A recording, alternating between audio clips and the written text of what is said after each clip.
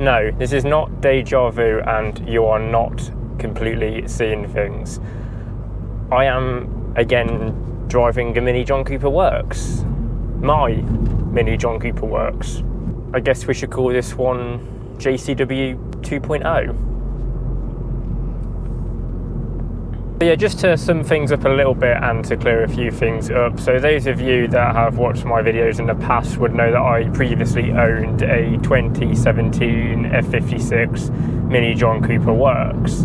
And well, about 8 months ago in August, I actually sold that car due to the insurance premium for that car being absolutely through the roof, like in terms of like thousands and thousands of pounds to insure this car. Seems to have some temporary traffic lights in the road. Brilliant. Love a bit of HS2. So yes, I sold that car about 8 months ago because of this insurance crisis, shall we call it, and I managed to buy a BMW 1 Series, and I also bought my E46 330 Ci Club Sport, and I managed to insure both of those cars for £1,000 around that on a multi-car policy, which is a brilliant deal, I thought, for the two cars for my age. I still have that Club Sport now. That car is going absolutely nowhere. No matter how many times I have changed my cars and said in the past about cars that I am going to keep them for a long time, and I end up not doing that, that Club Sport is not going anywhere. That is completely out of the picture. That car I am treating as an investment, more like. Obviously driving it as well, because it's a wonderful, wonderful machine. Like, that car is brilliant. If you haven't driven a 330 Ci E46 or you're thinking about getting one, just do it, because honestly, there is nothing like it. Such a smooth car, it's brilliant. But back on track now to the Mini John Cooper Works. So yeah, I sold that car, regrettably really, because of the insurance, but I kind of felt like I had no choice. I didn't really want to pay some insane amount of money on insurance. Like, essentially the price of the insurance, I could have just bought like another car with that money, and like, that's pretty ridiculous. So I had my 1 Series, it was a 118i, it was a good car. It was slow, but it got me to A to B. It was a nice little daily runner, to be fair. Probably not had the power that I really wanted from it, and ever since sort of selling my Mini John Cooper Works, I just felt like I didn't have enough time with that car. So a couple of weeks back, I was just scrolling through Auto Trader, looking sort of at the Mini John Cooper Works again, and I came across this one, and obviously very tempted me, wanted to go and have a look at it. Before I did that though, I just quickly checked the insurance, because I was like, there's no way that the prices have changed, like it's still going to be ridiculous, and obviously hence the whole reason I sold the car before was because of the insurance.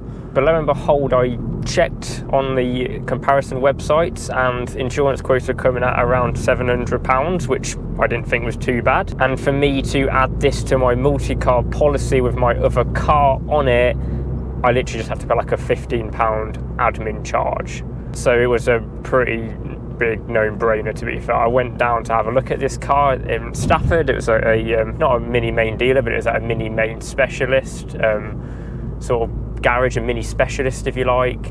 They knew their stuff. There was lots of minis there to choose from. There was a few John Cooper Works as well. I did actually kind of have a little look at a couple, but this one just stuck out to me for various reasons. One being the colour of the car, which I'm going to show you guys in a minute when I do a little walk around of the car. The colour on this car was the colour that I originally wanted to get my black Mini John Cooper Works, which I had previously. This was the colour that I was looking for, but I settled for the black because of the spec of the car, which you normally tend to do when you're buying a car. The spec's very important to me, so that's sort of what I settled with. But this one ticked all the boxes. It was the highest spec one that they had at the place at the time, and it was in the colour that I've wanted, so that ticked all the boxes for me. You will notice that it's missing the sunroof, which my previous one did have. To be honest, I'm not too fussed about that.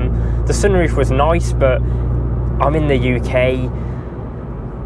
To be honest, it's never really that warm that you need the sunroof. We've had some nice weather the past few weeks, and I thought, oh, the sunroof would have been nice, but it's one of those that it's not a deal breaker for me. I don't really care. It was nice to have it, but I was never looking for a sunroof anyway, so it was a nice plus on the old car, but I don't miss it on this one, to be honest.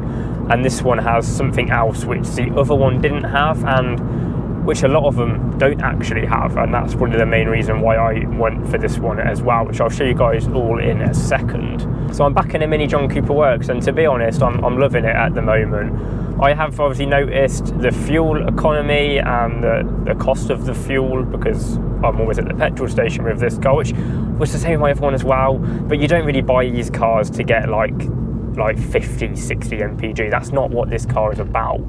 This car is about fun. And yes, I probably drive this car about 300 miles or more a week. It's probably not really made for that, but it does the trick, and you know, maybe I'll get like a more economical daily alongside it at some point. But this car for me, it's what I wanted, and you know, miles per miles, I guess. I'm just on my way now to a little sort of like country road, which I do a lot of my filming on for the channel. It's just a nice sort of quiet area, so I'm going to drive down there now, and I will catch up with you then and show you all the exterior and all the features that this Mini John Cooper Works has. So here we have it, guys. Mini John Cooper Works 2.0. So as you can see, the car is in the gorgeous colour of Thunder Grey, which is my favourite colour for these cars. I absolutely just love them. And this was the original colour that I wanted on my previous one, but I ended up going for the black. But when this one came up, I just thought, I've got to have it. And it's absolutely gorgeous. This one is on a 16 plate. I've now obviously got my private plate on there. So it was one of the early ones, really. They came out on I think you can get these on a 15 plate and a 65 plate and then 16 plate. So it's one of the pre-facelift ones, which is nice. That's what I like, because we've not got the GPF. More on that a little bit later. So it is lacking that sunroof, like I said earlier, which I don't really mind. This one has got like the chrome bits on, so when I bought the car we had the chrome around the lights, so the light surrounds were in chrome, got the chrome belt line, chrome door handles, and chrome on the front lights again, chrome around the grille. My previous one had like the blacked out bit, so it had more of like a chrome delete, if you like, from factory. But I like the look of the chrome, so what I did was when I first got it is we had a red strip along here, so I've swapped it out for a chrome strip. And if we just move around to the back, I swapped this out from a black strip to a chrome strip as well. First time I've ever actually added chrome to a car. I always normally remove it, but I think the chrome contrast with these wheels is just brilliant, and that was the look I wanted to go for on this one. I'm not going to go around with the car, guys, and go through everything, because this is just pretty much like my old one. You've seen one of these on the channel before, but one thing I do want to sort of talk about is this down here, which is a JCW Pro exhaust. So if we just open up the car and have a little look inside, what this car actually comes with is its own little remote here, which looks pretty cool. And it's just in this little holder here, and this remote, which on it specifies that it is for track use only, basically opens up the valves inside this exhaust, and it sounds absolutely mental. What I will do is put a clip on screen now of what it sounds like with those valves open.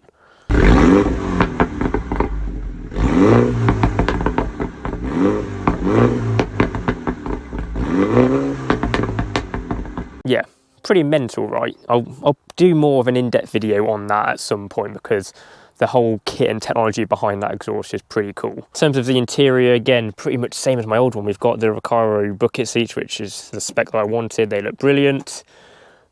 Harman Kardon speakers, because they are a must for me. A heads-up display as well, auto gearbox. In terms of the kit down here, the only thing we are missing is the heated front windscreen. Not too fussed about that. We've got heated seats and everything else there. One thing that I did notice is different to my old one is this button here is actually the heads-up display control. So I press this one and the heads-up display goes up and down. And then my sport controls are actually here. So my driving modes are all here. On my old one, I didn't have this bit going on here. This was the sport and driving mode selection button, and then to choose the heads-up display, like toggle it on and off, I just had to go through like the iDrive system here, which isn't actually too much of a problem. Like, I actually prefer this, to be honest. It's a lot more easier. If I want to turn it off, I just literally hit that little switch there rather than faffing around with all the settings. Oh, and you may recognise this. So you may remember on my previous John Cooper Works, I actually installed the secret cubby hole in this nice Mini Yours cottonwood interior, I think it's called. And when I sold the car, I actually sold it with that installed. I didn't take it out. I'd already sold the old trim, so rather than buying more, I just literally just left it in the car for the next owner.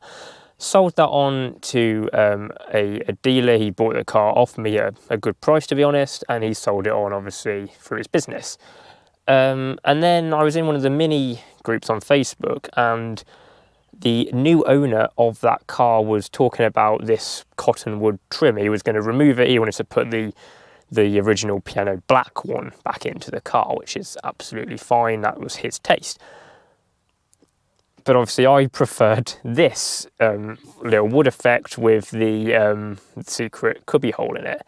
So basically what I've done is I bought my old trim off my old car from the new owner of that car to put in this car, if that makes any sense. So basically I have a piece of my old John Cooper Works here and here in my new John Cooper Works. So WF67 ONU, you're never forgotten. But yeah, I'm so happy with this car, guys. It is absolutely brilliant. I think another thing I had on my old one was a reverse camera, but again, it's like, look at the size of it. If you can't park that, you shouldn't be driving, and you don't need a reverse camera. Boot space is it's mini, but to be honest, if I'm taking loads of stuff around, these seats, fold them down, it's like a little mini van. Mini van. Oh, I need to get a bit of a life, don't I? But yeah, so boot space is what you expect on a Mini. But yeah, here it is, guys, the new X24 JCW. How long will I keep this one, I wonder? Love the sound of a Mini. 26,381 miles on the clock. Bought it with 25 on, I believe. So I've done a fair few miles in it since I've had it. But I'm over the moon with this car. It's a good car, and I'm glad to be back in a John Cooper Works again.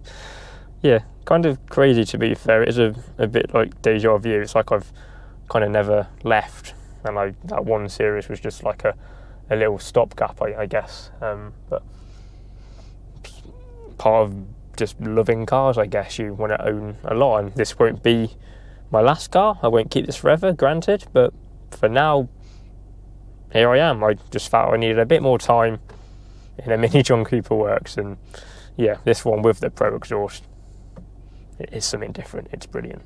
So there you have it, guys. I've bought a car twice, and if I was going to buy any car twice, I would absolutely buy one of these twice, and that is why I have done it. I will no doubt probably have another one as well at some point, because I'm just absolutely crazy for Minis. They're brilliant. Maybe a Mini GP3 is on the cards.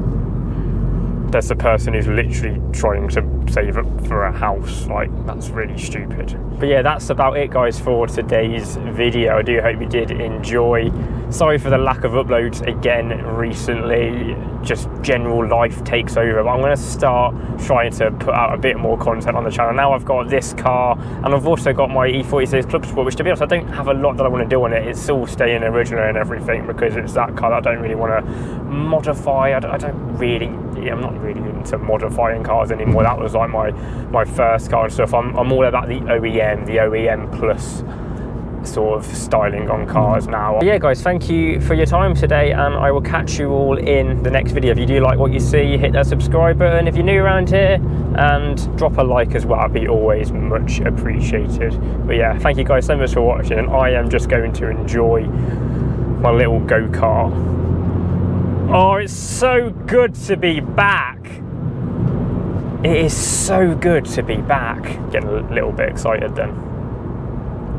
Catch you in the next one.